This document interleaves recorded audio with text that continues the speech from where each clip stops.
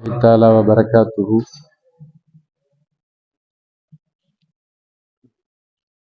الحمد لله رب العالمين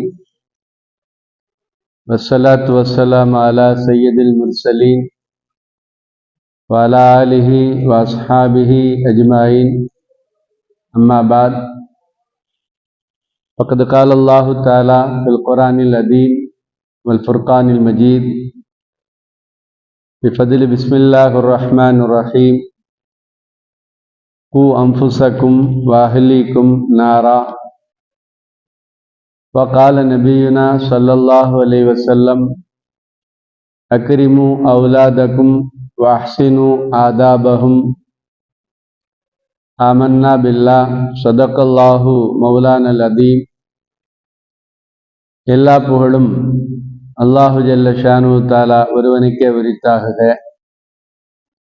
நமது நாயகம் ஸல்லல்லாஹு அலைஹி வஸல்லம் அவர்கள் முதற்கொண்டு அன்னாரை முழுமையாக நேசித்து முறையாக பின்பற்றி வாழ்ந்த சத்திய சஹாபாக்கள், தாபியீன்கள், தபா தாபியீன்கள், அவுலியாக்கள், அக்குதாபுகள், சுஹதாக்கள், நாதாக்கள், நல்லடியார்கள், இங்கே குழுமி இருக்கிற நம் எல்லோரின் மீதும் அல்லாஹனுடைய சாந்தியும் சமாதானமும் நிறைவாக நின்று நிலவட்டுமாகுக. ஆமீன். சங்கைக்குரிய பெரியோர்களே, இந்த 21ஆம் நூற்றாண்டிலே நம்முடைய பிள்ளைகளை பற்றிய கவனங்களும் நமது பிள்ளைகள் பற்றி உண்டான எதிர்காலத்தை குறித்த சிந்தனைகளும் இன்றைக்கு அதிகமாக பேசப்படுகிறது. எதிர்கால சந்ததிகளின் தலைமுறை பற்றிய விவாதங்கள் ஊடகங்களில் அதிகமாக வந்து கொண்டிருக்கிறது. இஸ்லாமிய மார்க்கத்தை பொறுத்தவரை பிள்ளை வளர்ப்புகளை பற்றி குர்ஆனும் ஹதீஸும் நிறைய தகவல்களை நமக்கு தந்து சென்றிருக்கிறது. நீங்கள் வசனமாக எடுத்துக்கொண்டாலும் சரி, பெருமானார் ஸல்லல்லாஹு அலைஹி வஸல்லமினுடைய பொன்மொழி வாயிலாக அறிந்து கொள்ள வேண்டும் என்றாலும் சரி, பிள்ளை பெற்றெடுப்பது தொடங்கி அந்த பிள்ளைகளுக்கு பெயர் வைப்பது, நற்பண்புகளை போதிப்பது, நல்லொழுக்கத்தை கற்றுக் கொடுப்பது என்பதாக நீண்டதொரு பட்டியலை அல்லாஹும் ரசூலும் நமக்கு கற்றுத் தருகிறார்கள். அல்லாஹு தாலா குர்ஆனிலே 21வது ஜுஸுவிலே சூரத்துல் லுக்மான் என்கிற ஒரு சூறாவிலே லுக்மானுல் ஹக்கீம் என்று சொல்லப்படுகிற ஒரு பெரிய மாமேதை, அவர் நபியா இறைநேசரா என்கிற கருத்து வேறுபாடுகள் வருகிற போது, அவர் நபி அல்ல, அல்லாஹுவை நேசித்தவர், ஒரு இறை நேசர். அவர் தன்னுடைய பிள்ளைக்கு செய்த உபதேசத்தை அல்லாஹ் அந்த ஜுஸுவிலே சூரா லுக்மான் என்கிற அத்தியாயத்தில் பேசுகிறார். தங்கைக்குரியவர்களே, ஆச்சரியம், அல்லாஹுவை நேசித்த ஒரு மனிதர் தன்னுடைய மகனுக்கு சில உபதேசங்களை செய்கிறார். எந்த அளவிற்கு அது அல்லாஹ்விடத்தில் மரியாதைக்குரியது, கண்ணியத்திற்குரியது, அல்லாஹுக்கு அது பிடித்து போயிருந்த காரணத்தினால் குர்ஆனிலே இடம்பெற செய்திருக்கிறான். கியாம நாள் வரை வரக்கூடிய எல்லா மக்களும் ஓதுங்க, தொழுகையில ஓதுங்க, குர்ஆனில் ஓதுங்கள் என்று அந்த வசனத்தை அல்லாஹ் அவருடைய உபதேசத்தை இறக்கி வைத்திருக்கிறார். அவர் சொல்லுகிறார் தன்னுடைய மகனை பார்த்து, யா புனைய லா துஷ்ரிக் பில்லா, மகனே எந்த நேரத்திலையும் அல்லாஹுக்கு இணை கற்பிக்க கூடாது என்று சொல்லுகிறார். ஒரு நபி மக்களுக்கு போதிப்பது என்பது வேறு, அல்லாஹின் உத்தரவின் பேரில் அவர் சொல்ல வேண்டிய கடமை இருக்கிறது, சொல்லுகிறார். ஒரு மனிதர் அல்லாஹுவை நேசித்தவர் தன்னுடைய மகனுக்கு சொல்லுகிறார், எந்த இடத்திலேயும் அல்லாஹுக்கு நீ இணை கற்பிக்காதே, தொழ வேண்டும் என்று சொல்லுகிறார், சகிப்புத்தன்மையோடு வாழ வேண்டும் என்று சொல்லுகிறார், நன்மைகளை ஏவு, தீமைகளை தடுத்து வாழ் என்று சொல்லுகிறார். மக்களிடத்திலே பேசுகிற போது முகத்தை திருப்பி கொண்டு நீ செல்லாதே. ஒருத்தர் உங்களை பார்த்து பேசுகிறார் என்று சொன்னால் அவருடைய முகம் பார்த்து பேச வேண்டும். சொல்லுவாங்க ஃபேஸ் டு ஃபேஸ், முகம் பார்த்து பேச வேண்டும். இன்னைக்கும் மிகப்பெரியதொரு நாகரிகத்தை சொல்லுகிற போது முகம் பார்த்து பேச வேண்டும். லுக்மானுல் ஹக்கீம் அவர்கள் தன்னுடைய மகனுக்கு சொல்லுகிறார், வலா துஸஇர் ஹத்தக லின்னாஸ், மக்கள் பேசுகிற போது அவர்களை புறக்கணிக்கும் முகத்தை திருப்ப வேண்டாம் என்று தன்னுடைய மகனுக்கு அவர்கள் சொல்லக்கூடிய உபதேசத்தை சங்கைக்குரிய பெருமக்களே குரானில் அல்லாஹ் சிறப்பாக பேசுகிறான். கர்வமாக நடந்து கொள்ளக்கூடாது, தன்னடக்கத்தோடு நடந்து கொள்ள வேண்டும் என்று அவர் சொல்லுகிறார். இப்படியாக அவருடைய உபதேசங்கள் குரானில் மிக அழகாக எடுத்து வைக்கப்படும். ஏனென்றால் அல்லாஹனுடைய தூதுத்துவத்தை நபிமார்கள் எடுத்து வைத்தார்கள். வெறுமனே வணக்கத்தை மட்டுமல்ல, வாழ்வியலில் சொல்லிக் கொடுத்தார்கள். அந்த வாழ்வியலில் ஒரு பெற்றோர்களுக்கான கடமை என்ன என்பதை குரானும் ஹதீஸும் நமக்கு உணர்த்துகிறது. சங்கைக்குரியவர்களே, நாம் எல்லாம் தெரிந்த செய்திதான். ஒரு பெற்றோர்கள் தன்னுடைய பிள்ளைகளுக்கு நல்ல உடை வாங்கி கொடுக்கிறார்கள், நல்ல சுவையான உணவை தருகிறார்கள், வாழ்வதற்கு தேவையான சமூக அந்தஸ்தை, நல்ல வீடு வசதி எல்லாவற்றையும் தருகிறார்கள். ஆனா அவர்கள் வாழ்வதற்கு தேவையான நல்லொழுக்கங்களை கற்றுத்தரவில்லை என்று சொன்னால் பெற்றோர்கள் தங்கள் கடமைகளை மறந்தவர்கள் என்று மார்க்கம் சொல்கிறார் இல்லையா? இன்றைக்கும் நாம் பார்க்கிறோம். எங்க அத்தாலாம் எங்களை எப்படி வளர்த்தாங்க தெரியுமா, எங்க தாதா பேரை சொன்னா ஊருக்கே தெரியும் என்று நாம் பெருமிதமாக சொல்லுகிறோம். சங்கைக்குரியவர்களே, இது மார்க்கம் வரவேற்கிறது. என்னுடைய தந்தை என்னை நல்ல முறையில் வளர்த்தார், எங்களுடைய தாய் என்னை பண்படுத்தினார் என்பது நல்ல பண்புகள். அடுத்த தலைமுறைக்கு இது கொண்டு செல்ல வேண்டிய பொறுப்பு நமக்கு இருக்கிறது. ஏன்னா பெருமானார் ஸல்லல்லாஹு அலைஹி வஸல்லம் அவர்களாகட்டும் மற்ற நபிமார்களாகட்டும் அல்லாஹ் சொல்லுகிறான், நீங்கள் உங்கள் குடும்பத்தார்களை தொடும்படி ஏவுங்கள், வஅ்முர் அஹ்லக பிஸ்ஸலாஹ் வஸ்தபிர் அலைஹா, தொடும்படி ஏவுங்க, அதில் நீங்கள் நிலைத்திருங்கள் என்று அல்லாஹு தஆலா நபிமார்களுக்கு சொல்லுகிறார். நபிமார்களே தங்கள் குடும்பத்தை தொடர்ந்து கண்காணிக்க வேண்டும், பண்படுத்த வேண்டும், அவர்களுக்கு ஒடுக்கத்தை போதிக்க வேண்டும் என்று குர்ஆன் சொல்லுகிறது என்று சொன்னால் சராசரி மக்களுடைய வாழ்க்கையில் எந்த அளவிற்கு அது முக்கியத்துவம் வாய்ந்தது என்பதை நாம் புரிந்து கொள்ள வேண்டும். பெருமானார் ஸல்லல்லாஹு அலைஹி வஸல்லம் அவர்கள் வீடாகட்டும் சஹாபாக்களாகட்டும் எல்லோரிடத்திலேயும் நல்ல முறையில் பழகுவார்கள். ஆனா வரலாற்று ஆய்வாளர்கள் குறிப்பிடுகிறார்கள், பெருமானார் ஸல்லல்லாஹு அலைஹி வஸல்லம் அவர்கள் குழந்தைகளின் மீது அதிக அக்கறை உள்ளவர்களாக இருந்தார்கள். பெரியவர்கள்லாம் வருவாங்க, குறிப்பிட்ட நேரத்தை அவர்கள் நபியோடு செலவு செய்வார்கள், பாடத்தை கற்றுக்கொண்டு சென்று விடுவார்கள். பெருமானார் ஸல்லல்லாஹு அலைஹி வஸல்லம் அவர்கள் சிறுவர்களிடத்தில் மிகுந்த அக்கறையோடு நடந்து கொண்டார்கள். சிறு குழந்தைகளை தன்னோடு வைத்திருந்தார்கள். மார்க்கத்தை அவர்களுக்கு கற்பிப்பதில் பெருமானார் ஸல்லல்லாஹு அலைஹி வஸல்லம் அவர்கள் மிகுந்த முக்கியத்துவம் காட்டினார்கள் என்று வரலாற்று ஆசிரியர்கள் குறிப்பிடுகிறார்கள். திர்மிதி ஷெரீஃபிலே வருகிற ஒரு செய்தி, இப்னு அப்பாஸ் ரலியல்லாஹு தஆலா அன்ஹு சொல்கிறார்கள், ஒரு 10-11 வயது சிறுவர் சொல்லுகிறார், பெருமானார் ஸல்லல்லாஹு அலைஹி வஸல்லம் அவரோடு நான் ஒட்டகத்தில் உட்கார்ந்து கொண்டிருந்தேன். பெருமானாருக்கு பின்னால நபி அவர்கள் அழைத்தார்கள், இப்னு அப்பாஸ் லப்பைக் சாதைக் யா ரசூலல்லாஹ், இங்கதான் இருக்கேன் சொல்லுங்க. 3 முறை கூப்பிட்டாங்க. நீங்கள் நன்றாக கவனிக்க வேண்டும். ஒரு முறை அழைத்தால் அதனுடைய அர்த்தம் வேறு, 3 முறை அழைக்கிறார்கள் என்றால் என்ன காரணம்? சொல்லப்படுகிற செய்தி மிகுந்த முக்கியத்துவம் வாய்ந்தது. 3 முறையில் இப்னு அப்பாஸ் ரலியல்லாஹு தஆலா அன்ஹு சொல்லுகிறார்கள், யா ரசூலல்லாஹ் இங்கதான் இருக்கேன் சொல்லுங்க, இங்கதான் இருக்கேன் சொல்லுங்க. மாடலேஷன் மாறவே இல்லை, ஒண்ணும் வேண்டாம். இன்றைக்கு நம்முடைய வீடுகள்ல போய் நம்முடைய பையனை பேர் சொல்லி கூப்பிடுங்க, ரூம்ல இருந்துட்டு, இதோ வர்றதா, 2வது முறை கூப்பிடுங்க, 3வது முறை கூப்பிடுங்க. மாடுலேஷன் மாறுச்சுன்னா இன்னும் பண்படுத்த வேண்டிய தேவை அதிகமாக இருக்கிறது என்று பொருள். 3 முறையும் ஒரே மாதிரி பதில் தருகிறார் என்று சொன்னால் நம்முடைய பிள்ளையை பண்படுத்தி விட்டோம் என்று பொருள். இப்னு அப்பாஸ் ரலியல்லாஹு தஆலா அன்ஹு அவர்கள் 3 முறை அழைக்கப்பட்ட போதும் ஒரே மாதிரி லப்பைக் வசாதைக் யா ரசூலல்லாஹ், சொல்லுங்கள் இங்கே இருக்கிற நாயகமே, நீங்கள் சொல்வதை கேட்க தயாராக இருக்கிறேன் யா ரசூலல்லாஹ் என்று அவர்கள் சொன்ன பிறகு நபி ஸல்லல்லாஹு அலைஹி வஸல்லம் தொடர்கிறார்கள், யஹ்பதில்லாஹ் யஹ்பதுக. இப்னு அப்பாஸ், அல்லாஹ் உங்களுக்கு எதை செய்யும்படி சொல்லி இருக்கிறானோ அதை நீங்கள் கண்ணும் கருத்துமாக பேணி பாதுகாத்துக் கொள்ளுங்கள். மார்க்க சட்டதிட்டங்களை பேணி பாதுகாக்கக்கூடிய விஷயத்தில் நீங்கள் கவனமாக இருந்தால் யஹ்பதுக, அல்லாஹ் உங்களை பாதுகாப்பதில் பொறுப்படுத்திக் கொள்வார். இந்த உலகத்தில் எப்படி வாழ வேண்டும் என்று மார்க்கம் உங்களுக்கு சொல்லிக் கொடுத்திருக்கிறதோ அதை நீங்கள் செய்யுங்கள். உலகத்தினுடைய பிரச்சனைகளில் உங்களை பாதுகாப்பதை அல்லாஹ் பொறுப்படுத்திக் கொள்வார். பெருமானார் ஸல்லல்லாஹு அலைஹி வஸல்லம் கற்றுக் கொடுக்கிறார். இதா சஅல்த ஃபஸ்அலில்லாஹ், உங்களுக்கு தேவை என்கிற ஒரு நிர்பந்தம் வருகிற போது ஃபஸ்அலில்லாஹ், அல்லாஹ்விடத்திலே கேளுங்கள். உங்களுக்கு உலக விஷயத்தில் சராசரியான உதவிகள் தேவைப்பட்டால் ஃபஸ்ஐன் பில்லாஹ், அல்லாஹ்விடத்திலே கேளுங்கள். சங்கைக்குரியவர்களே, நம்மை படைத்த இறைவன் நம்மை காப்பாற்ற, நம்முடைய வாழ்வாதாரத்தை நிறைவேற்ற சக்தி பெற்றவன் என்கிற எண்ணத்தை விதைப்பது இருக்கிறதே நம்முடைய பிள்ளைகளின் மனதில் பெரிய வெற்றி. எப்பேற்பட்ட சூழலையும் அல்லாஹ் என்னை பாதுகாப்பான், அல்லாஹ்னுடைய உதவி எனக்கு இருக்கிறது என்று நினைக்கக்கூடிய பிள்ளை உலகத்தில் வெற்றி பெற்று விட்டது. அந்த பெற்றோர்கள் வெற்றி பெற்று விட்டார்கள். இதுதான் யதார்த்தம்.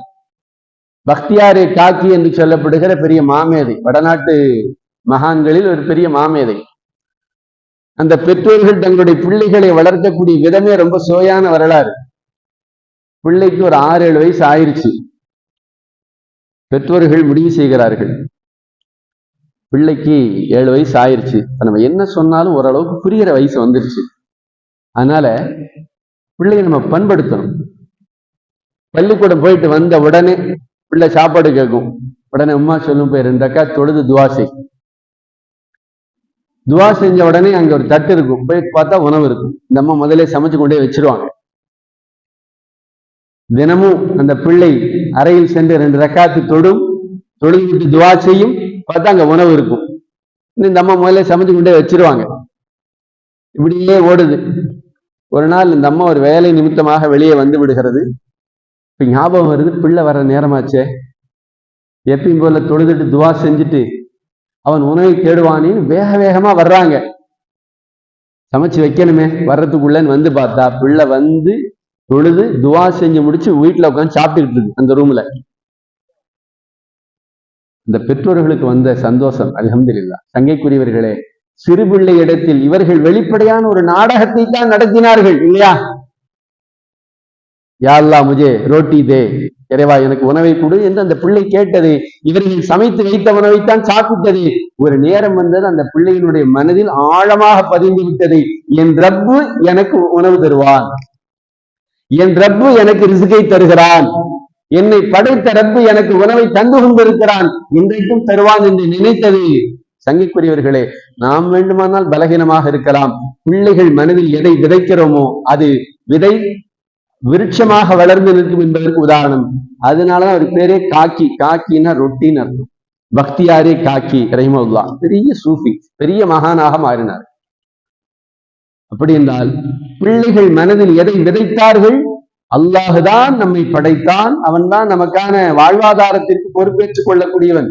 பெருமானார் ஸல்லல்லாஹு அலைஹி வஸல்லம் விதைத்தார்களே,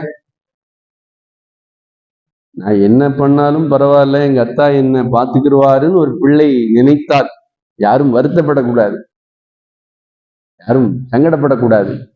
நாம் நம்முடைய பிள்ளைக்கு இன்னும் கொள்கை கோட்பாடுகள்ல சரியான தெளிவை தரலன்னு அர்த்தம். எங்க அத்தா பார்த்துப்பாரு, அத்தாவுக்கு பிரச்சனை இருந்தா யாரு பார்த்துப்பா? அல்லாஹ்விடத்தில் செல்ல வேண்டும். அங்கேக்குரியவர்களே, எனக்கு என்ன நேர்ந்தாலும் என்னுடைய ரப்பு பொறுப்பேற்றுக் கொள்வான் என்று நம்முடைய பிள்ளைகளை உருவாக்குகிற போது நாம் வெற்றி பெற்று விட்டோம் என்று பொருள். பெருமானார் ஸல்லல்லாஹு அலைஹி வஸல்லம் கற்றுக் கொடுக்கிறார்கள், இதஸ்தஅன்த ஃபஸ்தஇன் பில்லாஹ், அல்லாஹ்ட்ட கேளுங்க, நாம தான் தருவோம். சொல்லணும், தம்பி என் மூலமாக அல்லாஹ் தருகிறான், எனக்கு இருக்கக்கூடிய கடை வியாபாரம் கடல் கடந்து நான் செய்யக்கூடிய வணிகங்களின் வழியாக அல்லாஹ் தருகிறான். நம்முடைய பிள்ளைகளுக்கு கற்றுத்தரணும். வெளிரங்கத்தில் நாம் உழைக்கிறோம், அல்லாஹ் நமக்கு உதவி செய்கிறான். பெருமானார் ஸல்லல்லாஹு அலைஹி வஸல்லம் சொல்லுகிறார்கள், இந்த உலகமே சேர்ந்து உனக்கு ஒரு நன்மை செய்துவிட முடியும், செய்துவிட வேண்டும் என்று அவர்கள் நினைத்தாலும் லம் யன்ஃபஊக இல்லா பிஷைஇன் கத் கதபஹுல்லாஹ், அல்லாஹ் எதை உனக்கு முடிவு செய்திருக்கிறானோ அதை மட்டும்தான் அவர்கள் உனக்கு செய்ய முடியும். அல்லாஹ் முடிவு செய்யாத ஒன்றை உனக்கு அவர்களால் தர முடியாதுன்றாங்க பெருமானார் ஸல்லல்லாஹு அலைஹி வஸல்லம். எவ்வளவு பெரிய செய்தி! உலகமே சேர்ந்து உனக்கு ஒரு தீமை தர வேண்டும் என்று முடிவு செய்தாலும் அல்லாஹ் நாடினால்தான் அந்த தீமை உன்னை வந்தடையும், பயப்படாதேன்றான். சங்கைக்குரியவர்களே, அப்படி என்றால் சிறு வயதிலேயே இதெல்லாம் புரியுமா என்று நாம் யோசிக்க தேவையே இல்லை. உளவியல் நிபுணர்கள் சொல்லுகிறார்கள், ஆய்வாளர்கள் சொல்லுகிறார்கள், ஒரு பிள்ளை 8 வயதுக்குள்ள அதனுடைய நரம்பு மண்டலங்கள் எல்லாம் வளர்ந்து விடுகிறதாம். பிறந்ததிலிருந்தே நரம்பு மண்டலங்கள் வளரத் தொடங்கி 8 வயதை அடைகிற போது அந்த பிள்ளைகளின் நரம்பு மண்டலங்கள் எல்லாம் விரிவடைந்து விடுகிறது. அந்த 8 வயதிற்குள் என்னென்னவெல்லாம் சொல்லிக் கொடுக்கிறோமோ, என்னென்னவெல்லாம் அவர்கள் காதுகளில் போடப்படுகிறதோ அதுவெல்லாம் அவர்களுக்கு முதலீடை போல, கொள்முதலை போல இருக்கும். அதுக்கு பிறகு அவர்கள் பார்ப்பது, கேட்பது, பழகுவது, அதை வைத்து அதை செழுமைப்படுத்திக் கொள்கிறார்கள் என்று சொல்கிறார். அப்படின்னா ஒரு மனிதனுடைய அடிப்படை வாழ்க்கைக்கு தேவையான எல்லா விஷயங்களையும் ஒரு பிள்ளை கற்றுக்கொள்வது 8 வயதுல தான். அதனாலதான் பிறந்த உடனே பாங்கு சொல்றோம். பிள்ளைகளுக்கு வலது காதுல பாங்கு, இடது காதுல இக்காமத்தை சொல்லுகிறோம். அல்லாமா இப்னுல் கையிம் ரஹ்மத்துல்லாஹி அலைஹி அவர்கள் சொல்லுகிறார்கள், சின்ன வயசுதான், அந்த பிள்ளைக்கு பாங்கு சொல்லி வைங்க, அல்லாஹ் அக்பர், அல்லாஹ் பெரியவன் என்று சொல்லுகிறீர்கள். அந்த பிள்ளைக்கு ஒண்ணுமே தெரியாது. ஆனால் பெரிதான பிறகு, பருவத்திற்கு நெருக்கமான பிறகு, நீங்கள் சிறு வயதில் சொல்லி வைத்த அந்த அல்லாஹு பெரியவன்கிற வார்த்தைய அந்த பிள்ளைகள் பெரிதான பிறகு கேட்கும் போது அல்லாஹு பெரியவன் என்கிற எண்ணம், கொள்கை அவர்கள் மனதில் மலர்ந்து விடும். சொல்லி வைங்க. நல்ல விஷயங்களை பிள்ளைகளின் காதுகளில் போட்டு வையுங்கள். அவர்கள் பெரிதான பிறகு அந்த விஷயங்கள் அவர்களுக்கு பயன்படும் என்று சொல்லுகிறார். ஆனால் இன்றைக்கு உலகம் என்ன சொல்லுகிறது? சின்ன பிள்ளைங்க, இப்ப அவனுக்கு என்னங்க தெரியும், கொஞ்சம் பெருசான சொல்லி கொடுத்துக்கலாம். இப்படி அவர்களுக்கு என்ன தெரிய போகிறது என்று நினைத்துக் கொள்கிறோம். சங்கைக்குரியவர்களை, மார்க்கமும் அதைத்தான் சொல்லுகிறது. பிள்ளைகள் சிறுவயதாக இருக்கிற போதே அவர்களுக்கு தேவையான போதனைகளை கற்றுக் கொடுத்து விடுங்கள். அவர்கள் பேச ஆரம்பித்தவுடன் கலிமாவை சொல்லிக் கொடுங்கள். பெருமானார் ஸல்லல்லாஹு அலைஹி வஸல்லம் சொல்லுகிறார்கள், ஓரளவிற்கு அவர்கள் பேச தொடங்கியவுடன் குர்ஆனை கற்றுக் கொடுங்கள், பெருமானாருடைய பிரியத்தை கற்றுக் கொடுங்கள், அஹ்ல பைத்தினுடைய பிரியத்தை நம்முடைய பிள்ளைகளுக்கு கற்றுக் கொடுங்கள் என்றார்கள் பெருமானார் ஸல்லல்லாஹு அலைஹி வஸல்லம். ஏன்னா தமிழ்ல சொல்லுவாங்க இல்லையா, 5ல விளையாதது 50ல விளையாது. அந்த நேரங்களில் கற்றுக் கொடுக்கக்கூடிய செய்திகள் நம்முடைய பிள்ளைகளுக்கு வருங்காலத்தில் ஒரு முதலீடாக, மிகப்பெரிய ஒரு கொள்முதலாக இருக்கும். பெருமானார் ஸல்லல்லாஹு அலைஹி வஸல்லம் அப்படி நடந்து கொள்ளுங்கள் என்று சொல்லுகிற போது அழகான உபதேசத்தை சொல்லுகிறார்கள். ஏன்னா கற்றுக் கொடுங்கள் சொல்லும் போது இங்கதான் பிரச்சனையே தொடங்குது.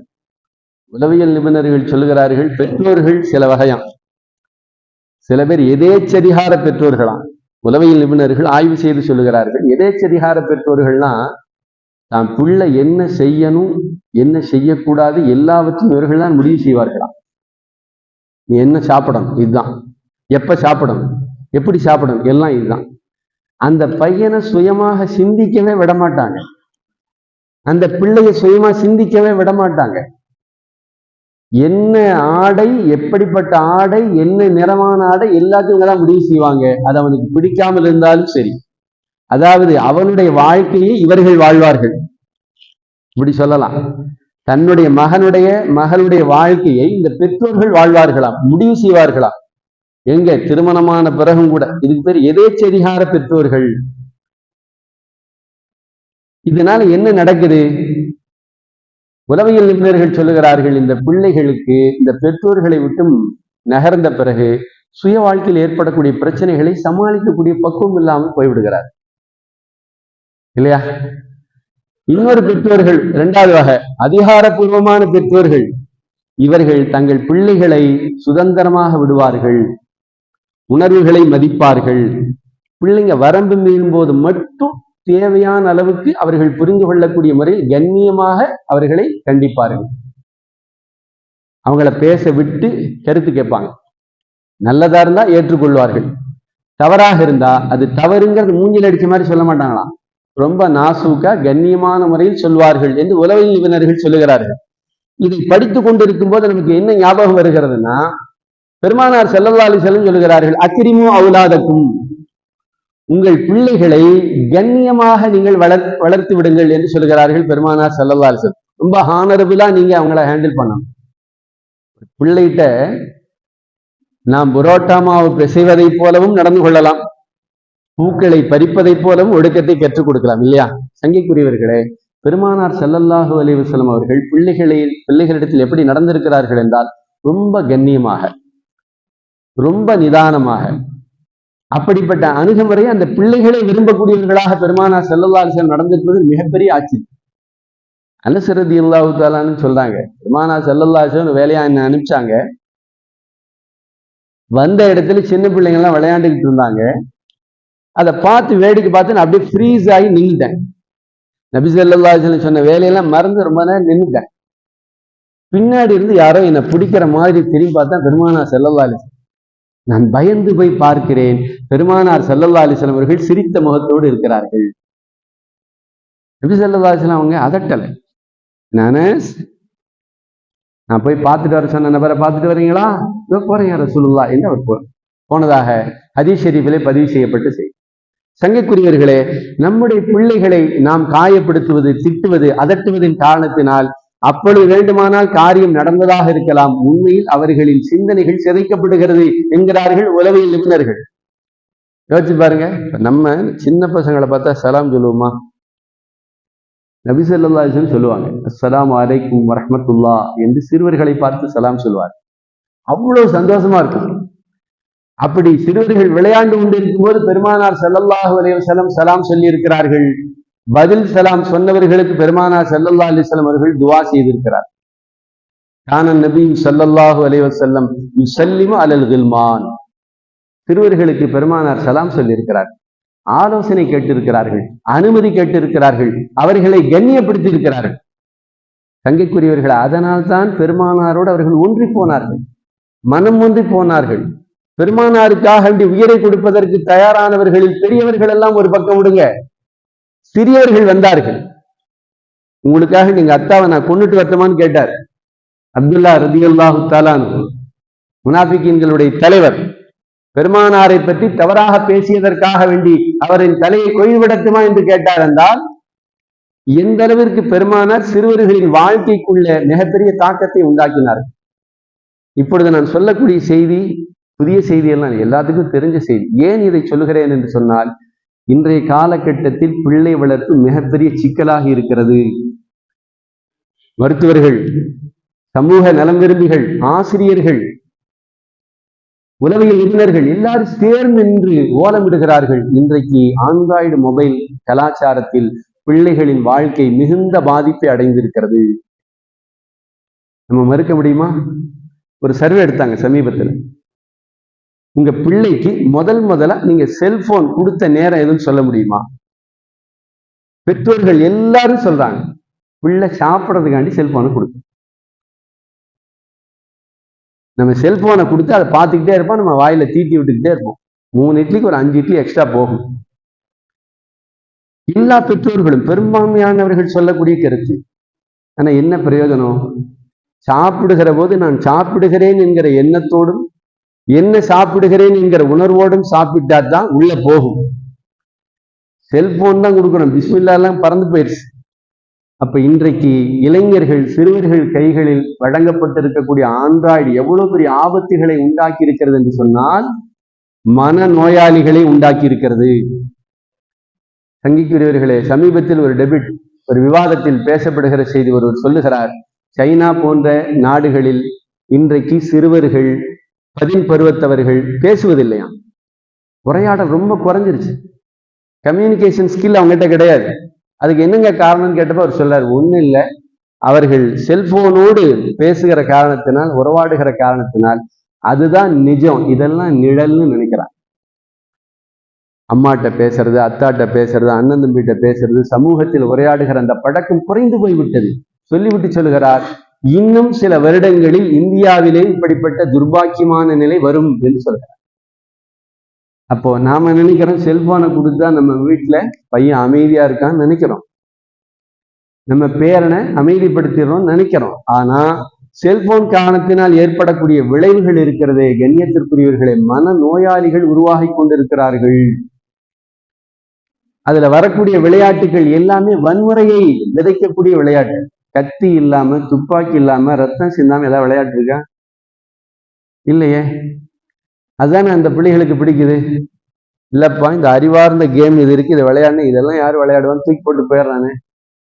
ஒண்ணும் வேண்டாம், இன்னைக்கு ஆண்ட்ராய்டு மொபைல் பிள்ளைகளின் சொர்க்கம் இல்லையா?